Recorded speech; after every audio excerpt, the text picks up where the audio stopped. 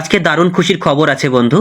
আজকে কিন্তু সুদীপার একেবারে অপারেশন সাকসেসফুল হয়ে গেছে এবং আদিত্য সুদীপার সামনে গিয়ে বলতে লাগে, সুদীপা আপনি সুস্থ হয়ে উঠুন, আপনি সুস্থ হয়ে উঠুন, আপনার সুস্থতার জন্য আমি কামনা করি। এবং সুদীপার জন্য যেভাবে আদিত্য নিজের প্রাণটাকে নিগড়ে দিচ্ছে, সুদীপা আপনার জন্য আমি সব করতে পারি, আপনার সঙ্গে অনেক কথা বলার বাকি। এর পরবর্তী মুহূর্তে কিন্তু আদিত্য সুদীপাকে বাড়িতে নিয়ে আসে এবং বাড়িতে আনার পরবর্তী মুহূর্তে কিন্তু প্রশ্ন ওঠে কে তাকে সেবা করবে, কে তাকে সেবা শুশ্রূষা করবে। তখন পরমা এগিয়ে আসে এবং মজার একটা ব্যাপার হলো আজকে সুদীপার অপারেশনের জন্য কিন্তু পরমাই টাকা দিয়েছে নিজের গহনা বিক্রি করে। তো কিভাবে এই টাকার অ্যারেঞ্জ হলো, কিভাবে ঋতব স্যারের মুখে একেবারে চপেটাঘাত করলো, পুরো বিষয়টা আমি আজকে ইন ডিটেলসে আলোচনা করতে শুরু করে দিয়েছি। তো আজকের পর্বে আমরা এটাই দেখতে পাচ্ছিলাম, নার্স যখন বলছে এই মুহূর্তে এক্ষুনি টাকার প্রয়োজন, তখন সবাই মিলে অবাক দৃষ্টিতে তাকিয়ে রয়েছে, কি করবে, কোথায় যাবে, সুদীপার চিকিৎসা না হলে তো সব শেষ হয়ে যাবে।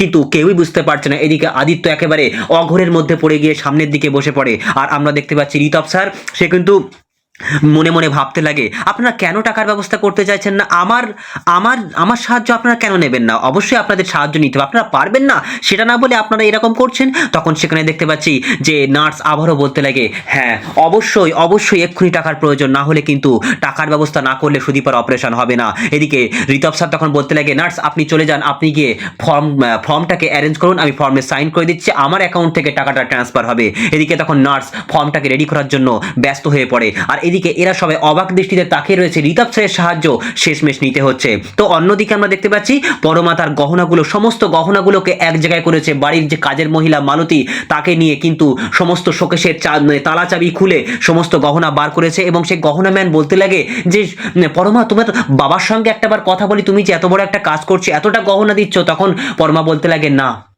না জেঠু, এরকম কাজটা করবেন না, আমি খুব প্রয়োজনে খুব দরকারের মধ্যে পড়ে আমি গহনাটা আপনাকে দিচ্ছি, প্লিজ আমার টাকাটা একটুখানি চেক নয়, আমাকে ডাইরেক্ট ব্যাংকে ট্রান্সফার করে ব্যবস্থা করে দিন। তখন সেখান থেকে পরমা সব গহনা যখন দিয়েছে, তখন হঠাৎ করে তার হাতে চলে আসে আরও একটা গহনা। আর সেই গহনাটা দেখেই কিন্তু পরমার চোখটা একেবারে কপাল উঠে যায়। গহনাটা খোলার পরবর্তী মুহূর্তেই পরমার মনে পড়তে লাগে সুদীপার গলায় কিন্তু এরকম একটা গহনা ছিল এবং একটা লকেট ছিল, সেই লকেটটাই কিন্তু আজকে সেখানে কিন্তু নাম লেখা ছিল সুদীপা চৌধুরী। আজকে পরমার কাছেও কিন্তু সেই একই রকম একটা লকেট এবং পরমার বাড়িতেও একই রকম একটা লকেট পেয়ে সে কিন্তু সেই লকেটটা বিক্রি করার জন্য প্রস্তুত হয় না। সে বারবার মনের খাতায় মনের পাতায় ভাসাতে লাগে, সুদীপা তোমার সঙ্গে কি আমার কোনো রক্তের সম্পর্ক রয়েছে, আমাদের সঙ্গে কি অনেক বড় মিল রয়েছে, আর এই লকেটের মধ্যে সুরূপা নাম লেখা রয়েছে কেন, সুরূপা সুদীপা, সুরূপা সুদীপা, তাহলে এদের মধ্যে অনেকটা মিল রয়েছে, তাহলে কি তুমি আর আমি অনেক কাছাকাছি, অনেক আমাদের কি ভবিতব্য অনেকটা কাছাকাছি এনে দিয়েছে। এই বলে পরমা মনের খাতায় মনের পাতায় শুধু ভাসাতে শুরু করে দেয়, সুদীপা তোমার সঙ্গে আমি সব বলবো, তুমি তাড়াতাড়ি সুস্থ হয়ে ওঠো। এবং বলতে লাগে যে একটু তাড়াতাড়ি করুন, আমার টাকাটা এক্ষুনি ব্যাংকে ট্রান্সফার করার ব্যবস্থা করে দিন। অন্যদিকে আমরা দেখতে পাচ্ছি যে সেখানে কিন্তু ঋতব স্যার বলতে লাগে, ফর্মের ব্যবস্থা আপনারা তো ব্যবস্থা করলেন না, আপনারা বলবেন না কো যে যে টাকার ব্যবস্থা আপনারা করতে পারবেন না, আপনারা কি যাবেন রাস্তায় গিয়ে ভিক্ষা করবেন, ভিক্ষা করবেন। আর এরকম ভিক্ষা করার কথা শুনতেই একেবারে গায়ত্রী চৌধুরী প্রচন্ড উদ্বেগ নিয়ে উঠে আসে আর বলতে লাগে, আপনি আমাদের সঙ্গে এরকম কথা বলছেন, আমার ছেলেদেরকে অপমান করছেন। এই বলে সেই সুদীপার নামে যে ফর্মটাকে ফিল আপ করা হয়েছিল, যেখানে টাকা ট্রান্সফার হবে ঋতব স্যারের মানে অ্যাকাউন্ট থেকে, সেই ফর্মটা একেবারে গায়ত্রী চৌধুরী ছিঁড়ে ফেলে দেয় আর বলতে লাগে, আপনি এরকম অপমান করতে পারেন না, আমার অঘোর চৌধুরী পরিবারের ছেলেদেরকে বা মানুষদেরকে এরকম অপমান করতে পারবেন না। ভিক্ষা করার কথা বলছেন অঘোর চৌধুরী পরিবারের লোকেদের, না না না, আপনি ভুল করছেন, আপনি সাহায্য করতে তো এসেছেন, কিন্তু আমাদেরকে যেভাবে অপমান অপদস্থ করছেন আমি কিন্তু সব বুঝতে পারছি। আপনি একটা প্রফেসর মানুষ, আপনার মধ্যে এরকম সাহস হয় কি করে, আপনার ক্ষমতা হয় কি করে। আর এই গায়ত্রী চৌধুরী থাকতে কোনোদিন কারোর ভিক্ষা নেবে না, আর এরকম অপমানের সহ্য করে কারোর কাছ থেকে কোনোদিন সাহায্য চাইবে না। দুদিনের পরিচয় না তোমার সঙ্গে আমাদের, আর তুমি এরকম কথা বলছো, তোমার কি কাণ্ডজ্ঞান নেই। এই বলে গায়ত্রী চৌধুরী প্রচন্ড রেগে যায় আর বলতে লাগে, আমার বাড়ির বৌমার জন্য আমার ছেলেরা রয়েছে, আমার ফ্যামিলি রয়েছে, আর সুদীপার জন্য চিকিৎসার টাকা আমি জোগাড় করবো, প্রয়োজন হলে আমি বাড়িটাকে বন্ধক দেবো, বন্ধক দিয়ে আমি টাকাটা জোগাড় করবো। আর আমার ফ্যামিলিতে আমার যে দুই ছেলে রয়েছে, সেই দুই ছেলে আমার পরিবারের এক একটা রত্ন, ওরা চাইলে ওরকম আবারও কিন্তু নতুনভাবে ফিরিয়ে আনতে পারবে সেই বাড়ি ঘর সমস্ত টাকা পয়সা। এই অভ্র, তুমি এক কাজ করো তো, ব্যাংকে ফোন করো, ব্যাংকে ফোন করো। অভ্র তখন বলতে লাগে, মা এত রাত্রে ব্যাংকে ফোন। তখন গায়ত্রী চৌধুরী বলতে লাগে, কেন, ব্যাংক তো 24/7 মানে লেখাই থাকে, তারা 24 ঘন্টা 24 ঘন্টা তারা সহায়তা দেয়, তারা সেবা শুশ্রূষা করে, সেক্ষেত্রে 24 ঘন্টা তাদের সঙ্গে কানেক্ট করা যাবে। তুমি এক্ষুনি ফোন করো, এক্ষুনি ফোন করো। এদিকে তখন দেখতে পাচ্ছি ঋতব স্যার প্রচন্ড রেগে গেছে আর বলতে লাগে, ও আচ্ছা আচ্ছা, তাহলে এই কথা আপনারা, তাই না? আপনারা এরকম বেকা মানুষ। এই বলে ঋতব স্যার আবারও গায়ত্রী চৌধুরীকে যেই না অপমান করতে যাবে, এমন সময় সেখানে কিন্তু আমরা দেখতে পাচ্ছি যে পরমা চলে এসেছে। আর পরমা এসে বলতে লাগে, স্যার আপনি কেন বলতে এসেছেন? আপনি কেন এসেছেন? আরে যার সমস্যা হয়েছে তার স্বামী রয়েছে, তার পুরো পরিবার রয়েছে, আপনি সাহায্য করতে এসেছেন, আবার আপনি বড় বড় কথা বলছেন। ছি সি স্যার সি, আপনার আপনার আপনার কলেজে কি এরকম শিক্ষা দেওয়া হয়, তাই না? আপনার কলেজে এরকম শিক্ষা দেওয়া হয়। অন্যদিকে আমরা দেখতে পাচ্ছি যে হাসপাতালে কিন্তু একটা ফোন চলে এসেছে এবং সেই ফোনটা পাওয়া মাত্রই কিন্তু তিনি বলছেন যে টাকাটা কিন্তু জমা পড়ে গেছে। এদিকে তখন দেখতে পাচ্ছি যে সেখানে কিন্তু ওই যে ছেলেটার কাছে ফোন চলে এসেছে, সেই ছেলেটা বলতে লাগে আসলে সুদীপা চৌধুরীর নামে কিন্তু টাকাটা ব্যাংকে জমা পড়ে গেছে। তখন সবাই অবাক হয়ে গেছে, টাকাটা এতটা টাকা জমা পড়ে গেছে, কিভাবে টাকা জমা পড়লো, কিভাবে?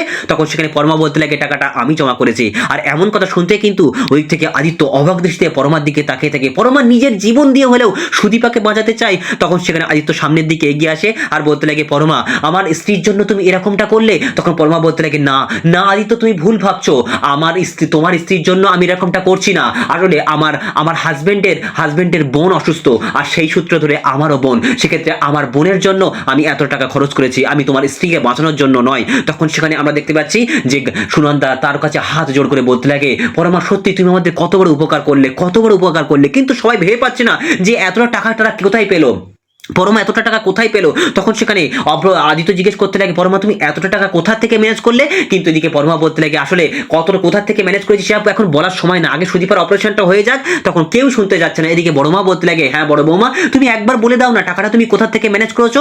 তখন সেখানে পরমা বলতে লাগে, মা আমি একটা কথা বলি, আমি তো পরিবারেরই একজন, সেক্ষেত্রে আমি তো বাইরের কোনো লোক কেউ সাহায্য করতে আসিনি, পরিবারেরই একজন, সেক্ষেত্রে সে সাহায্য করছে, সেক্ষেত্রে এখানে টাকাটা কোথা থেকে এসছে, কিভাবে এসছে, আমি পরে সবকিছু গুছিয়ে বলবো, কিন্তু প্লিজ মা এখন আপনি সব নিয়ে কথা বলবেন না। এদিকে তখন অভ্র বলতে লাগে, তুমি এত বড় একটা রিস্ক নিলে, এত বড় একটা রিস্ক নিলে। এদিকে তখন দেখতে পাচ্ছি যে সেখানে কিন্তু ওই সুনন্দা ঋতব স্যারের কাছে হাত জোড় করে বলতে লাগে, স্যার আপনি অনেক করেছেন, অনেক করেছেন, এইভাবে অপমান করেছেন, আমাদের জন্য অনেক করেছেন, আপনাকে আর এখান থেকে থাকতে হবে না, আপনি এখান থেকে বেরিয়ে যান, বেরিয়ে যান বলছি, এখান থেকে বেরিয়ে যান। এদিকে তখন গায়ত্রী চৌধুরী এসে বলতে লাগে, আপনি বেরিয়ে যান, প্লিজ বেরিয়ে যান এখান থেকে। তখন সেখানে ঋতব স্যার শুনতে চাইছে না, ঋতব স্যার আবারও কিন্তু অপমান করতে শুরু করবে।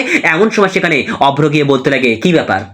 রাগে অঘোষ চৌধুরী পরিবারের ছেলেরাও কিন্তু রাগে, অঘোষ চৌধুরী পরিবারের ছেলেরা রাগে। তাই আপনার মান সম্মান থাকার সঙ্গে সঙ্গে আপনি একজন ডাক্তার, আপনি একজন ভালো বুঝদার মানুষ, সেক্ষেত্রে আপনার মান সম্মান থাকতে থাকতে আপনি এখান থেকে বেরিয়ে যান, বেরিয়ে যান বলছি, আইসে গেট আউট, বেরিয়ে যান। এই বলে কিন্তু ঋতব স্যারকে সেখান থেকে একেবারে বাইরে বার করে দেয়। আর এদিকে তখন অভ্র আদিত্যের দিকে চলে আসার বলতে লাগে, আদিত্য সব ঠিক হয়ে যাবে, সব ঠিক হয়ে যাবে। তখন আদিত্য বলতে লাগে, দাদা ভাই সব ঠিক হয়ে যাবে তো, সুদীপা ভালো হয়ে যাবে তো, সুদীপা ভালো হয়ে যাবে তো। এদিকে তখন সুদীপার অপারেশন শুরু হয়ে গেছে এবং সবাই কিন্তু ঠাকুরের কাছে, ঈশ্বরের কাছে কিন্তু প্রার্থনায় ব্যস্ত হয়ে রয়েছে, সবাই একে একে প্রার্থনা করছে। গায়ত্রী চৌধুরীর মতো মানুষও কিন্তু প্রার্থনায় ব্যস্ত হয়ে রয়েছে। আর এদিকে পরমা, সে কিন্তু গভীরে হারিয়ে যাচ্ছে, অনেক গভীরে হারিয়ে যাচ্ছে। সুদীপা তুমি সুস্থ হয়ে ওঠো, তোমার সঙ্গে সব বলবো, আমি সব বলবো, তোমার সঙ্গে কি কি ঘটেছে, তোমার লাবণ্য সেনগুপ্ত পরিবারের সঙ্গে কি করে যোগসূত্র রয়েছে, আমার বাড়িতে কেন সুরূপা নামে তোমার মতো সেম লকেট রয়েছে, তোমার গলাতে কেন সুদীপা লকেট ছিল, পুরো বিষয়টা সুদীপা আমি তোমাকে বলতে চাই তোমার সঙ্গে আমার এতটা কানেকশন কেন, এত কোন যোগসূত্র রয়েছে, তোমার জন্য কেন আমার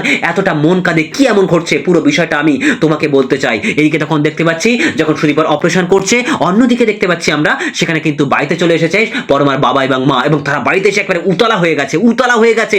বাড়িতে গহনার বাক্সটা ফাঁকা কেন, এই মালতী কোথায় গেলি। তখন মালতী এসে পুরো বিষয়টাকে স্টেপ বাই স্টেপ বলতে শুরু করে দেয়, কি ঘটেছিল না ঘটেছিল, জেঠু এসেছিল সেই গহনা নিতে এবং সেই টাকাটা নিয়ে এসে কোথায় গেছে, পুরো বিষয়টা কিন্তু সেখানে বলে দেয়। তখন সেখানে পরমার মা শ্রুতি প্রচন্ড রেগে যায়, না এক্ষুনি ফোন করতে হবে, পরমাকে এক্ষুনি ফোন করতে হবে। এই বলে কিন্তু পরমাকে ফোন করে আর বলতে লাগে, হ্যাঁ পরমা তুই বাড়ির সমস্ত গহনা কোথায় নিয়ে গেলি, কার কাছে বিক্রি করে দিলি তুই? তখন পরমা বলতে লাগে, মা আমি এখন হাসপাতালে রয়েছি, খুব আর্জেন্সির জন্য টাকাটা নিয়েছিলাম, প্লিজ মা আমার কথা বোঝার চেষ্টা করো। কিন্তু শ্রুতি কোনো মতে বোঝার চেষ্টা করতে না, কেন তুই কার জন্য টাকাটা এরকম করলি? তখন সেখানে পরমা বলতে লাগে, সুদীপার ব্রেন সার্জারি হচ্ছে, সেক্ষেত্রে এত টাকার দরকার ছিল।